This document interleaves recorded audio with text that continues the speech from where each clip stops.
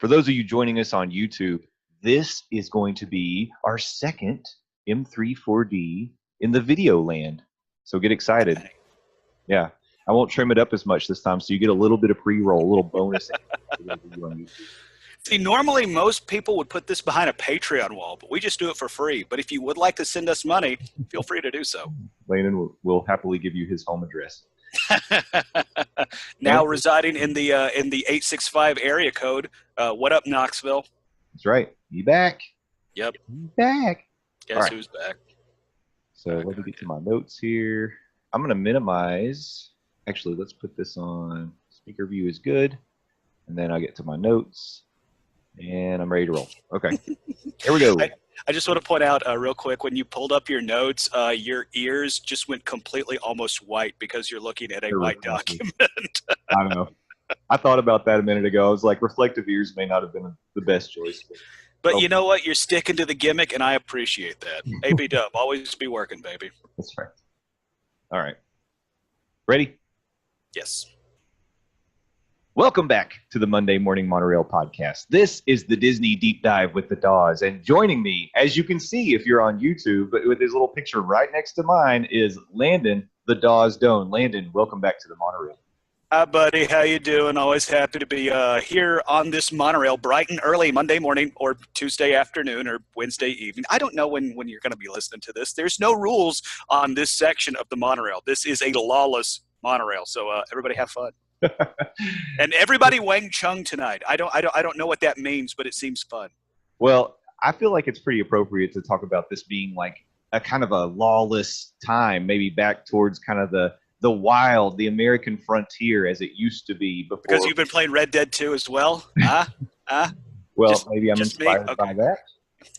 Maybe I'm inspired by the attraction we're going to be talking about today, taking us back to frontier times. Yeah, that'd probably make more sense. My bad. Yeah. Yeah. So again, going down the path of discussing day one attractions in Walt Disney World, there's another attraction that we haven't gotten to yet because honestly, we didn't have a ton to say about it. I never wrote it. I don't think Landon wrote it because he didn't know it was a thing before we started talking about it today. Nope. Not even a little. I thought it was an attraction in Pigeon Forge, Tennessee, if we're being completely honest. And it would fit here. You would think that it could be, but no, it was not only was it in Walt Disney World in the Magic Kingdom, of course it was in Disneyland, and it's been in like Disneyland. I think it was in Disneyland Paris, it's in Tokyo Disneyland. Shanghai as well.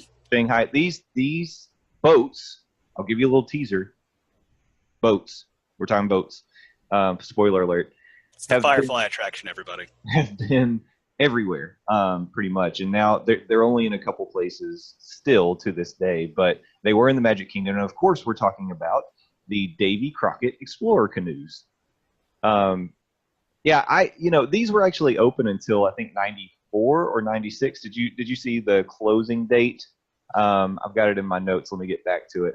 I believe in the Walt Disney aspect of it, I do think it was shut down in 94, but I have been wrong before once or twice, but now that it's on the internet, it's true. So, right. There you go. So unlike the Mickey Mouse review, we could have experienced these canoes. I'll be honest though. I mean, I did not know they existed. Until I've been, doing more and more research over the years. And actually, when I started listening to Disney-related podcasts myself was probably the first time I ever became aware of these things. And it's almost kind of crazy to think about an attraction like this existing in a park like Magic Kingdom or in Disneyland, because very much so. It seems a little risky. I mean, anytime that you've got to put life jackets on people because there's a real chance they could either fall out of the boat or maybe the boat could flip. Yeah, what could possibly go wrong? And we'll get to it. The skippers have a built-in line for that as well, and we'll get to that later. But yeah, like just from a litigious standpoint, this does seem like it could have been a very hot-button attraction, if you want to say that. Well, I would say that nowadays there is no way Disney lawyers would allow something like this. Like a brand new Disney park, you're not going to see something like this. Heck to the nah. Yeah, and let's explain. Though it is still open on the left coast in Disneyland, which that kind of shocked me. Like I learned something today, to quote South Park, in my prep for this show. Yeah, it is, and that surprised me as well too. Again, I've been to Disneyland. Didn't know there were canoes in the rivers of America. I had no idea. I saw the big paddle wheel boat. Didn't see any canoes.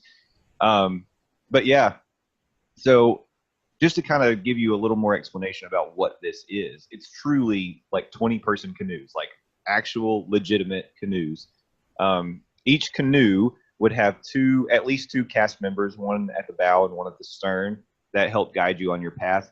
And they were wearing like coonskin caps and frontier-looking clothes to fit with the Davy Crockett theme. Sweet pair of pants. While we're talking about the attire, Davy Crockett holds a special place in the heart of all Tennessee fans, and I would say those pants were only second to Derek Dooley's pants. I mean, strong pants game. Fear the orange pants, yeah. You gotta love fringe. Those leather. Oh yeah, fringe really sets it off. If you're watching on YouTube, you can watch him make the kissy emoji face. Yeah, they were pretty lovely. I don't know if they're real breathable, but probably really, yeah, and in California and Florida, probably not the best to wear. Like chafing for days. Yeah. According to the notes that I took, the Disneyland attraction actually originally opened as the Indian War Canoes on July 4th of 1956 as part of Frontierland's Indian Village expansion. And now in Tokyo Disneyland, it operates under the Beaver Brothers Explorers Canoes because Davy Crockett really wouldn't resonate. And then doesn't really translate with that crowd. Right. And then Shanghai Disneyland, it's simply called Explorer Canoes. So in Disneyland, again, it was part of Frontierland. It would actually embark from a dock next to the Hungry Bear restaurant in Critter Country. The boat's 35 feet long, the same in Walt Disney World. And as I said, they all had two guides, frontiersmen or frontierswomen, one on the bow. All inclusive in the frontier. Yeah.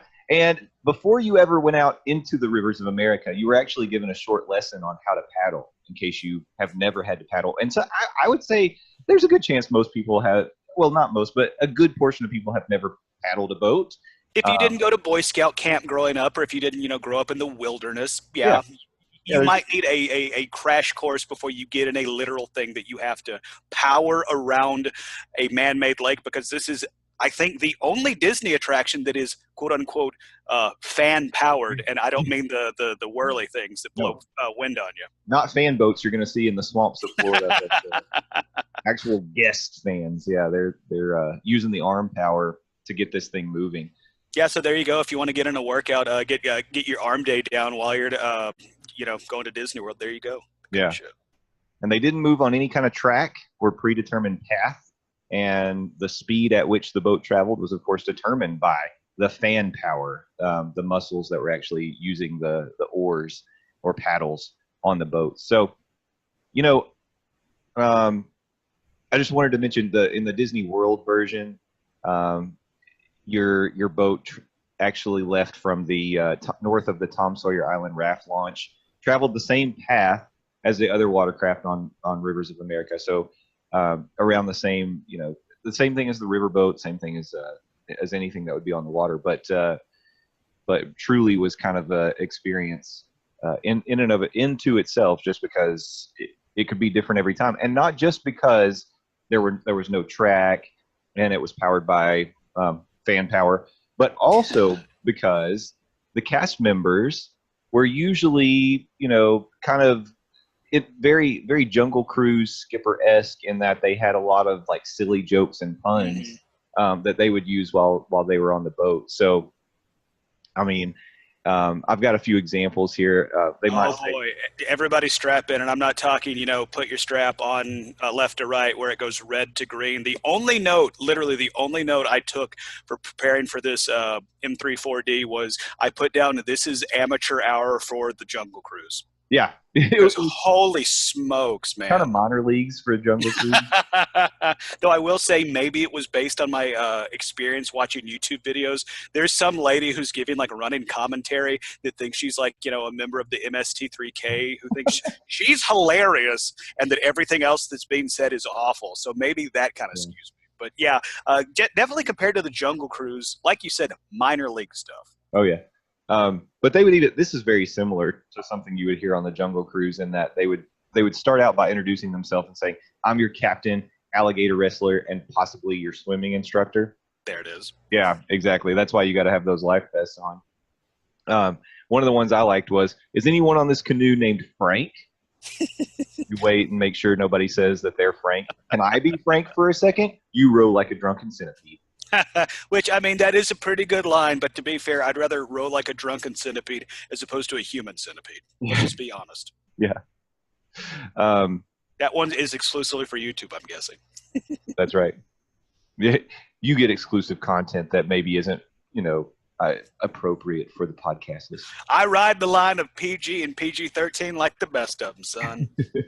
We got to wear life vests when we're on M34D. You never know when this boat's going to I like this one. So at the end of the ride back at the dock, they might say, I'm going to tell you what my father told me at 18. Get up, get out, the free ride's over, and take your mother with you. That's a pretty good line. You got to give it to him in that aspect, yeah. Yeah, pretty good. And I'm sure that the cast members got to kind of make it their own and add their own personal twist and personality into it. I would hope so, because, I mean, another one of the jokes is, hold on, let me see where it is. Here's some moose that have come down by the river to get some water. I bet you don't see that every day. Pause. Well, I do. And then on the video that I watched, he said, I see that every 15 minutes. So I would hope that the cast members would have a little bit of leeway to kind of, play with the audience. And, if you have a really hot crowd, go for it. If you don't, like, maybe try and get them going. So I do hope that they gave them some leeway as opposed to, stick to the script. Yeah, I'm sure they did. Because otherwise it would feel a little, too stiff and robotic. So. Mm-hmm. And especially on a ride that has no track that it's going on, like, it could literally be different. Rather, it probably is literally different every time you would ride it. So, let them play around a little bit. Exactly. So you might be asking yourself, why did they theme this ride after Davy Crockett? I mean, what was it that inspired Disney to use that personality as the headline for this attraction? Well, there's a reason for it, obviously. Driven by the popularity of the Davy Crockett 5-part serial that aired on ABC from 1954 to 1955. 5 one-hour episodes. The series starred Fess Parker as Davy Crockett and then Buddy Ebsen as George Russell. And I don't know that Disney anticipated how popular this thing was going to be. And it wasn't just people love watching the show. They ended up releasing all of the episodes, or the final 2 episodes together in a theatrical release. Made a good chunk of money on that. But the biggest thing was they made something like $300 million in merchandise revenue from the Davy Crockett TV series. That's a lot of coonskin hats sold. Right. So, of course, just like putting Elsa in Norway, Disney's going to capitalize on that when they know that they've got something that they can use. Wait, you're telling me Disney is all about money? No, not Disney. Ugh. I'm not necessarily trying to hate on it. I'm just saying it's a fact. Hey, you know what? Somebody's got to get paid. Might as well be you. Go for it, Disney. Good on you. There's dollars out there. Go get them. Yeah. So, and just to give you an idea, this was in 1950s when people were purchasing the Davy Crockett, the coonskin caps, the rifles. And if you translate $300 million to today's money, that's nearly $2 billion. That's some Avengers level stuff right there. Right. Just in merchandise. Just in merchandise. So wow. Disney was like, "Oh yeah, put Davy Crockett all over that." It's going to be Mickey, Minnie, Davy, Donald, Goofy. Like you want to talk about the Fab Five? During that time period, Davy Crockett might have actually financially been justifiably put in that conversation. Yeah, no kidding. So that was it. I mean, in Walt Disney World, the boats closed down in 1994. And I don't know that there was really, I personally, doing the research, didn't find any specific reason why, other than, maybe it just wasn't as popular as the one in Disneyland, which apparently is still very popular. Yeah, I was really surprised, like I said earlier, that it's still open on the left coast. And there were way more, ride-throughs or point-of-view videos on YouTube than the Walt Disney World version. Maybe that's just because it's been around, longer than the one in Florida. But at the same time, it does seem very well-liked and well-attended. But at the same time, it's like, I feel like I've said this a couple times about a handful of the opening day attractions. It's like, if I'm going to an amusement park, it's like, I don't want to get in a canoe and paddle. It's like I'm not going to Camp Anawana. I'm going to Walt Disney World. But we hold Camp Anawana in our hearts. Yep. Yeah. I mean, I guess that's a good point. I kind of take the position when we talk about these things, like I enjoy the variety that Walt Disney and the Imagineers put into the Walt Disney World parks and Yeah, Disneyland. I get that. The fact that not everything is a roller coaster, not everything's a dark ride, and you get some different experiences. And while it's not going to be popular with everybody, I'm sure there are plenty of people who, maybe you're from a more urban area than we are, and you really have never had the opportunity to paddle a real canoe, and you're like, this. That's a great point. Yeah, that's a really good point. Yeah. Um, If you're from landlocked, like you said, a very urban area, you don't have that option. So, you're from Lincoln, Nebraska. I don't know. Yeah, because they don't have water in Lincoln, Nebraska. For some reason, everything is made of corn in Lincoln, Nebraska. Oh, I got a better one. What about you're from Phoenix, Arizona? You're in the desert. Well, at that point, water's just a myth. So you're probably blown away just seeing a standing body of water. If we're being completely honest, it's true. The water is the attraction. It's like, oh wow, look at it. There's so much of it. Ooh. Imagine how many showers we could take. How many glasses of water we could take. Yeah, they just get in the boat with their $24 souvenir glass. Just look at that. That's a good one. This is going home for Nana. Take Ellen to show the family. This is water. It's possible. Yeah. So anyway, maybe there's an audience for it. Hey, exactly. Just because it isn't for us, there is an audience for it, and clearly, since it's still open in California, there clearly is an audience for it. And I do think a lot of those early attractions that I always seem to be like, really, this is in Walt Disney World. It really does seem like when the park first opened, Walt wanted to put like an emphasis on doing stuff, not necessarily just riding stuff, because there used to be the boats that you could rent out and take on the water. And then, at one point there was the camping area. That's another thing that you go and do. So, I mean, like maybe we're looking back on it with, some hindsight of history that, these things didn't make it, and they've since transitioned into just strictly attractions and, shows. So, I mean, like maybe that's it. But again, like you said, there's still an audience for it. Yeah. I think you're right. I mean, I think it kind of plays into Walt's love of transportation and also exploring the frontier. Mm-hmm. Yeah. And then the other thing is, of course, doing things that you can do with your entire family, and activities, making memories that are going to last. You're going to go home and say, we got to paddle a canoe on the rivers of America, like Davy Crockett used to. Just like Davy Crockett. No, I do want to say real quick before we get out of here, it's still open in California. They shut it down around dusk to prepare for like the oh man, there we go. I would pay money to be on one of those canoes sitting on the water to watch Fantasmic. I think that would be awesome. That would be super cool. Yeah, so like Disney, if you're listening, that's another area where you could charge people for. That's right. Well, I'm raising my glass to this former attraction. It's a Disney glass. Take a look at this. So element of YouTube, go to YouTube and see what glass I was using today. Mine's not Disney, and spoiler alert, it doesn't have coffee in it either. But you could say it's part of like the American frontier. It was definitely made in Kentucky, so that is part of America. I'm talking about the image you got on there. That's what I'm talking about. Oh yeah, well that.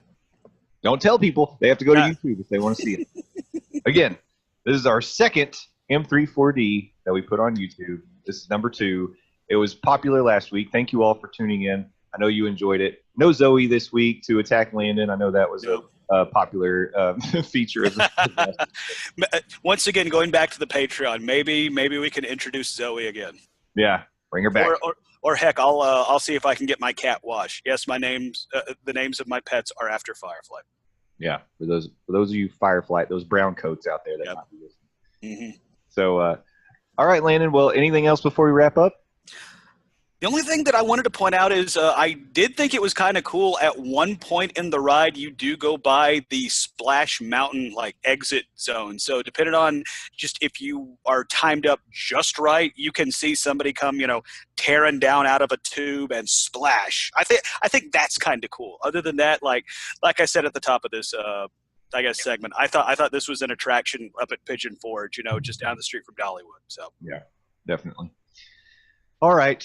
Well, if you happen to experience the Davy Crockett Adventure Explorer canoes, I would love to hear about it. I'd love you to Please, hear, yes. yeah, what you thought about it. Was it something that you miss? Tell us why we're wrong. Tell us what we're missing. Yeah, absolutely. Tell me what you think about these Mickey ears right here. Yeah, by the way, while you're bringing up your headgear, solid headgear game. Not, Davy Crockett head game level, but still good. Oh my God! If I had a coonskin cap, I definitely would have been wearing that today. I know What do you mean if? Like, you live in East Tennessee. I guarantee you've had 5 coonskin hats at one point in your life. I can say 100% for sure I have owned coonskin. I don't have one now, but I used to. Yeah, that's true.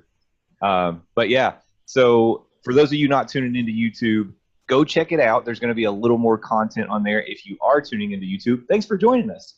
And I hope you'll do it again next week. And Landon, I hope you join us again next week. I'm sure that you will, because you don't have a choice. You're contractually obligated to be here.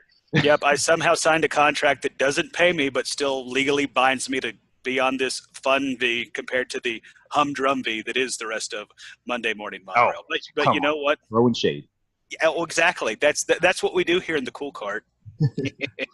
Well, if you all want more from the Cool Cart, you can find it in a lot of places. First, follow Landon on Twitter at Landoz, L-E-N-D-O-Z, but also go to his Wait, website. hold on. I came up with the song last week. Landoz, please go follow me. Landon Doan. He's the best. Landon Doan. He's the best. And that's all I got. And if you follow him on Twitter, you're going to know when new episodes of his other podcasts drop, like Near Fall Radio, if you like wrestling, or spoiler alert, it's going to be this week, which, by the way, we'll talk about the logistics after we get off here. or Game of Thrones Talk, which is a Game of Thrones podcast, and that'll be coming back because we're getting new episodes finally. Speaking of, I talked with my co-host Hunter freaking East last evening, and we are already talking about what we're going to be doing for Game of Thrones Talk, aka God Talk. So like Jay said, keep an eye out at buttmunships.com, and as soon as we know when it's coming back, you're going to be hearing our lovely voices talking about the final season of HBO's award-winning series Game of Thrones, where, spoiler alert, everybody is going to die. Oh, yeah. Maybe even a couple listeners, just because the anticipation's there. I don't know. HBO works in mysterious ways. Yeah, that show, notorious for breaking your heart at every turn. So I'm sure it's going to be full of that in the final season. But like Joss Whedon's like, man, y'all need to tone it down. Yeah, but tune in and you'll get to hear Landon and Hunter talk all about it. So Landon, once again, thank you for joining me. We'll see you next week.